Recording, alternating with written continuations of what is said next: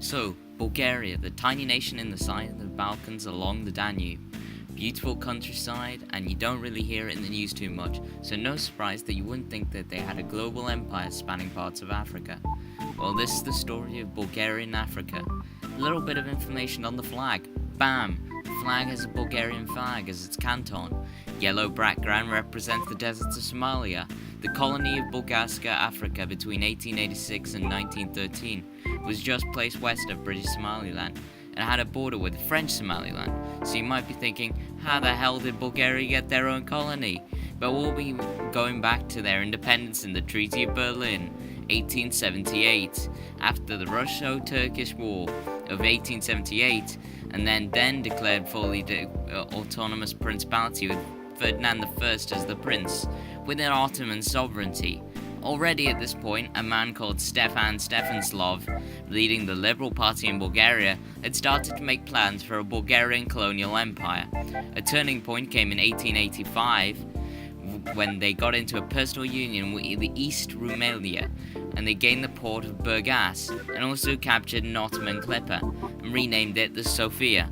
Then, using the Suez Canal as an access corridor, in 1886, they started to colonize parts of Somalia, namely the towns of now Berbera and Hangul, adjacent to the Warasangali Sultanate, in hopes of trading with the Warasangali. Then in 1888, the Warasangali, angered with the colonizers building on grazing land, the Warasangali were fighting in the Battle of Bodgan Bay with the colonizers with brutal force. To respond to the growing threat, the Bulgarians sent under the command of Minister of War and high-ranking officer Sava Murkatov a brigade of Bulgarian troops. The Warasangali in response mobilized their forces, and it became a full-blown colonial war. The 1st Brigade of the Bulgarian army were pushed into defensive positions and defended the pre-existing settlements effectively, but with the Bulgarians only possessing one ship, it almost took 4 months to transport an extra 4 brigades down to current-day Berbera.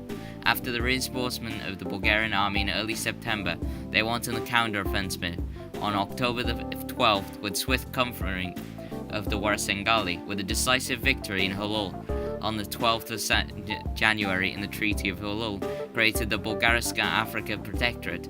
For the next 23 years, the colony slowly expanded, without turning much of a profit, but beneficial nonetheless for valuable experience and, of course, the prestige of owning a colony. The end of Bulgarian Africa was in 1913, at the end of the Second Balkan War, leaving the Bulgarians in debt, and under Prime Minister Varislav Radislav, they sold the colony to the British, thus creating the western part of the British Somaliland, and marking the end of Bulgarian Africa. Thanks for watching this video. Yeah!